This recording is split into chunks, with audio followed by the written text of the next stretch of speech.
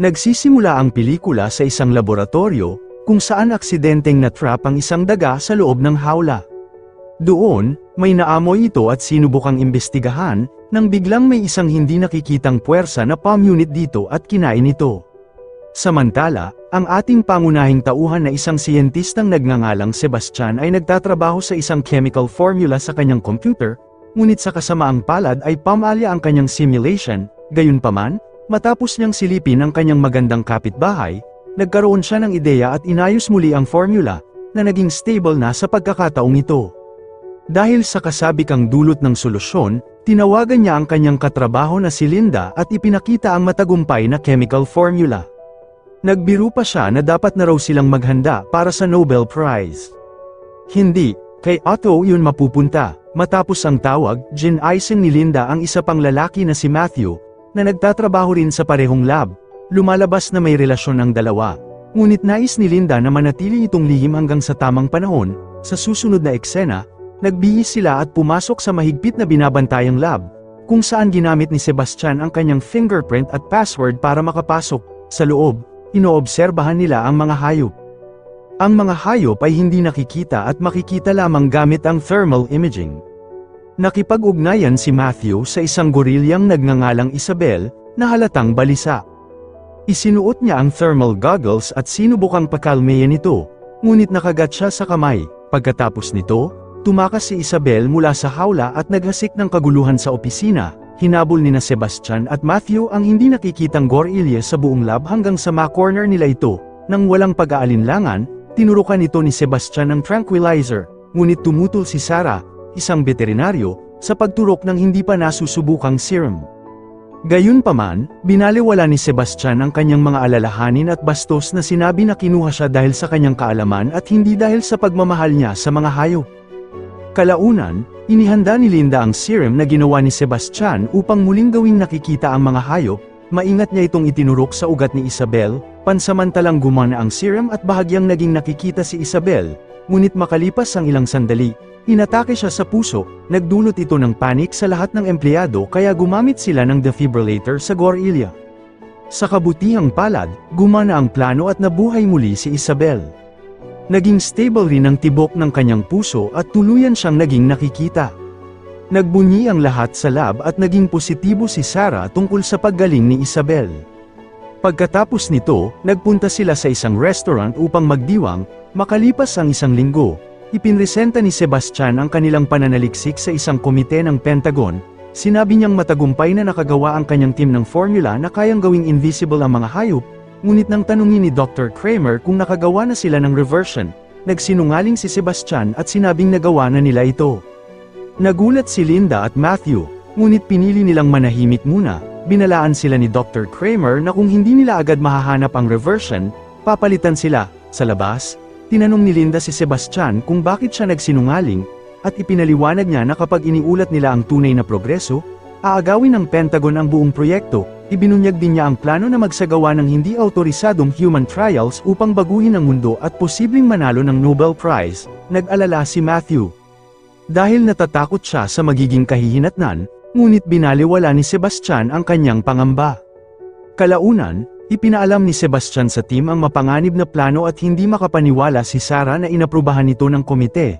Gayunpaman, determinado si Sebastian na ituloy ito anuman ang mangyari. Ipinahayag niya na siya mismo ang magiging pangunahing subject ng eksperimento. Sa araw ng procedure, sinubukan ni Matthew na pigilan siya.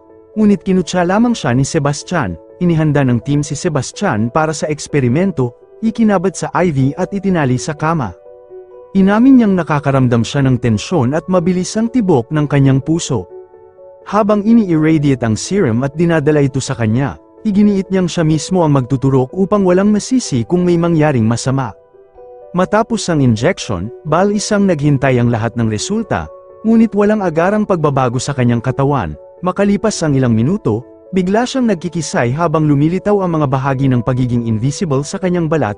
Mas matindi ang sakit kaysa sa inaasahan at naging hindi regular ang kanyang vital signs, na nagpapahiwatig na malapit na siyang atakihin. O baka sabog na siya. Habang nagpapatuloy ang proseso ng pagiging invisible, inihanda ng iba ang defibrillator para sa anumang emergency. pinayuhan ni Matthew ang lahat na maghintay habang nakikita nilang unti-unting nagiging stable si Sebastian. Sa huli, tuluyan siyang naging invisible at tinawag ng technician na si Frank ang sandali ng phase shift, kahit na tiniyak ni Matthew na si Sebastian ay pisikal na ayos, nawalan siya ng malay dahil sa traumatikong karanasan. Makalipas ang 17 oras, nagising si Sebastian na may sakit at hiniling kina Linda at Matthew na patayin ang ilaw dahil nahihirapan siyang imulat ang kanyang mga mata. Ipinaliwanag nila na hindi niya maisara ang kanyang transparent na talukap. Tumingin siya sa salamin at bumalik sa lab kung saan nagulat niya ang lahat. Gumamit sila ng thermal goggles upang makita siya at dinala siya nina Matthew at Linda sa kanyang silid para sa obserbasyon. Kalaunan, nakatulog si Sarah sa duty at palihim na pumasok si Sebastian sa observation room.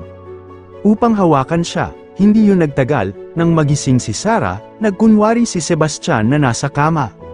Ibinahagi ni Sarah ang kanyang pangamba kay Linda, ngunit hindi sigurado si Linda kung totoo nga ang nangyari. Nang gustong kausapin ni Matthew si Sebastian tungkol dito, pinigilan siya ni Sarah. Sa mga medical check-up, patuloy na ginagawang hindi komportable ni Sebastian si Sarah. Pinag-usapan ng team ang kanilang mga alalahanin tungkol sa pag-uugali ni Sebastian bilang isang invisible na tao. Kahit sa gabi, ginugulo rin ni Sebastian si Linda. At gumagawa ng hindi na angkop na advances na tinanggihan niya. Kinabukasan, sinubukan ng team na gamitin ang serum upang ibalik si Sebastian. Ngunit siya ay nabulunan at ang kanyang mga organo ay biglang nawawala at lumilitaw. Na-stabilize nila siya ngunit nagpasya silang itago ang kondisyon niya mula sa komite. Dahil mananatili siyang invisible, gumawa sila ng synthetic mask na may butas sa mata at bibig. Nang makita ni Sebastian ang sarili sa salamin, nagulat siya. Pagkatapos ay sumama siya sa Slipknot sa susunod na eksena. Sinubukan ni Linda at Matthew na ayusin ang formula ng reversion serum mula sa bahay ngunit nahirapan sila. Inamin ni Matthew na hindi siya kasing talino ni Sebastian, na kayang makarating agad sa tamang conclusion, maliban na lang pagdating sa sexual harassment. Habang lumilipas ang mga araw, nagkasakit si Sebastian sa pisikal at psikolohikal dahil sa tuloy-tuloy na mga pagsusuri. Nakipagtalo siya kay Matthew, ngunit inaliw siya ni Linda. Dahil hindi nasisiyahan sa progreso, nagpasya si Sebastian na umalis ng lab ng gabing yun. Ipinaalam niya ito sa kasamahan na si Carter. Ngunit sinubukan siyang pigilan dahil sa mga patakaran. Iginiit ni Sebastian na kaya niyang baguhin ang mga patakaran dahil siya ang namumuno. Umalis siya sa compound at nangakong babalik sa loob ng ilang oras. Pagkatapos nito, tinawagan ni Carter si Linda upang ipaalam ang pag-alis ni Sebastian. Samantala, iniwasan ni Sebastian ng pulis na gwardya sa labas at nagmaneho palayo. Sa traffic light, tinakat niya ang ilang bata. Pagkatapos, bumalik siya sa kanyang apartment upang kunin ang ilan niyang gamit. Habang naroon siya, napansin niya ang kanyang magandang kapitbahay na nagbibihis, at napagtanto niyang ganap siyang invisible. Isang masamang ideya ang pumasok sa isip ni Sebastian. Tinanggal niya ang mask at palihim na pumasok sa apartment ng kapitbahay. Pinagmasdan niya ito sandali bago niya ito bastyusin at atakihin. Makalipas ang ilang sandali, dumating si Linda sa apartment ni Sebastian, nakita ang mask, at napagtantong naroon siya. Sa lab, naghanda ang team na hanapin siya at pinag-usapan ang pangangailangang itago ang kanyang kalagayan sa labas. Biglang bumalik si Sebastian sa lab at sinabing nagpunta lamang siya sa apartment upang kumuha ng gamit. Hinarap siya ni Linda tungkol sa kanyang nakita, at kinwestiyon ni Matthew ang kanyang desisyon na lumabas sa publiko. Bilang tugon, iginiit ni Sebastian ang kanyang autoridad bilang project leader at ipinagtanggol ang kanyang ginawa. Nang magsimula siyang maging agresibo, nagbanta si Linda na isusumbong siya sa komite kung muli siyang lalabas ng lab. Kinabukasan, inakala ni Matthew na may nahanap na siyang solusyon at ipinaliwanag ito sa team, ngunit bumagsak ang simulation sa 75%. Galit na galit si Sebastian at nag-walk out. Kalaunan, pinakialaman niya ang security camera upang magmukhang nasa lab siya, at pagkatapos ay pumunta sa apartment ni Linda upang tiktikan siya. Kasabay nito, dumating din si Matthew roon. Nagalit ng husto si Sebastian sa kanyang nakita kaya binasag niya ang bintana. Agad pinaghinalaan ni Linda si Sebastian at tinawagan ang lab upang tingnan ang mga camera, ngunit ipinakita ng mga rig na camera na nasa kama pa rin siya. Samantala, bumalik si Sebastian sa lab at brutal na pinatay ang isang aso. Bakit? Kinabukasan, nang pumasok si Sarah sa animal department upang magpakain, natuklasan niya ang patay na aso at hinarap si Sebastian, ngunit casual niya itong itinanggi. Ipinakita rin ng security camera na nasa kama siya noong. Ngunit sigurado si Linda na pinakialaman ni Sebastian ang camera, Tinawag niya ang lahat at nagpasya silang ipaalam ito sa kanilang mga nakatataas. Hindi nila alam na naroon si Sebastian sa labas at nakikinig. Sa susunod na eksena, pumunta sina Linda at Matthew sa bahay ni Dr. Kramer at isiniwalat ang lahat. Nagalit si Kramer sa mga hindi autorisadong eksperimento ngunit pumayag na tumawag ng mga kinakailangang tao. Hindi nila alam na pinagmamasdan sila ni Sebastian mula sa labas. Pag-alis ni Linda at Matthew, sinubukan ni Dr. Kramer na tumawag, ngunit mukhang patay ang linya. Bigla na lang lumitaw si Sebastian, kinaladkad si Kramer sa pool, at walang awang nilunod siya. Kinabukasan, nang bumalik si Linda sa lab, ginulat siya ni Sebastian at sinabing magiging abalang araw yun. Ibinunyag ni Matthew na bumalik siya ng alas 3 ng umaga at gumagala na sa lab mula noon. Maya-maya, nalaman nilang misteryosong nalunod si Kramer sa kanyang pool kagabi. Gulat na gulat si Linda at sinubukang tawagan ang general. Ngunit naputol ang linya, napagtanto nilang wala na silang koneksyon sa labas ng mundo. Dinaglaon, napagtanto ng grupo na tinanggal ni Sebastian ang kanilang access at iniwan silang nakakulong sa lab. Habang naghahanap, nakita nila ang bangkay ng isang technician sa labas ng pinto. Habang nagpapanik ang grupo, hinarap sila ng invisible na si Sebastian at sinabi, "Nasasarapan na ako sa kapangyarihang ito." Ngunit hindi ito pinalampas ni Linda, kaya pinaganya niya ang motion detectors at nakita si Sebastian sa monitor.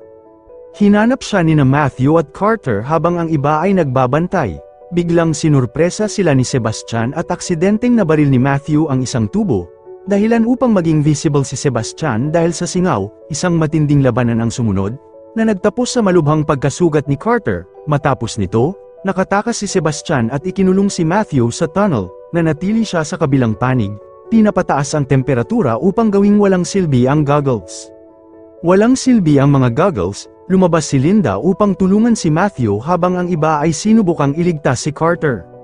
Natagpuan ni Sarah at Frank si Carter, ngunit sobra na ang kanyang pagkawala ng dugo. Umalis si Sarah upang kumuha ng dugo para sa transfusion habang naiwan si Frank, sa kasamaang palad, habang kinukuha niya ang mga blood packet, narinig niyang pumasok si Sebastian. Mabilis siyang nagbuhos ng dugo sa sahig upang makita siya, ngunit hindi ito lumitaw. Nang papunta na siya sa kabilang pinto, sinorpresa siya ni Sebastian at hinayla siya. Ibinuhos ni Sarah ang huling blood pack sa kanya, ngunit natalo siya at walang awang pinatay. Samantala, natagpuan ni Linda at Matthew si Frank habang namamatay si Carter. Pagbalik sa lab, natagpuan nila ang bangkay ni Sarah. Maya-maya, habang distracted si Frank, palihim siyang pinatay ni Sebastian gamit ang metal crowbar. Sinugatan din niya si Matthew at ikinulong silang dalawa ni Linda sa freezer.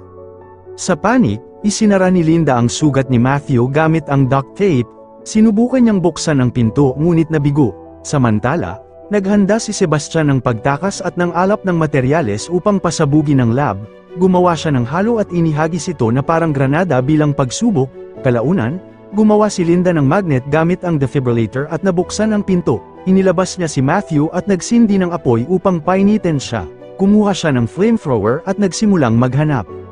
Samantala, nag-set up si Sebastian ng bomba na sasabog sa loob ng 5 minuto. Sa kanyang pagkadismaya, nahuli siya ni Linda sa elevator at sinunog siya. Naging lechon si Kevin Bacon. Habang tumatakas si Sebastian, pinaandar ni Linda ang sprinkler system upang makita siya. Ngunit muli siyang inambush ni Sebastian. Marahas niya itong inatake at sinubukang sakalin gamit ang kanyang binti. Ngunit dumating si Matthew sa tamang oras at pinatumba siya. Muling bumangon ang kontrabida at sinubukang hampasin sila ng crowbar. Ngunit pamalya at tinamaan ng electric grid. Dahil dito, naprito siya ng husto. Naniniwalang patay na si Sebastian. Hinanap ni Linda at Matthew ang bomba ngunit nabigo. Sumabog ang bomba. Ngunit nakapagtago sila sa ligtas na lugar. Sinubukan nilang makalabas ng gusali gamit ang emergency ladder sa elevator shaft. Habang umaakyat, biglang lumitaw si Sebastian at hinayla si Linda pababa. Bumagsak silang muli sa elevator. Sa kabila ng matinding sugat, patuloy silang lumaban.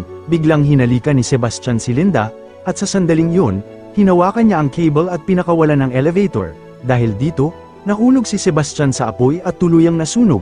Habang nakaakyat si Linda sa kaligtasan, nagtatapos ang pelikula sa muling pagsasama ni Linda at Matthew, at paglabas nila ng gusali ng buhay. Maraming salamat sa inyong panonood. Kung nagustuhan nyo ang movie recaps for today, huwag kalimutang mag-subscribe at i-on ang notification bell.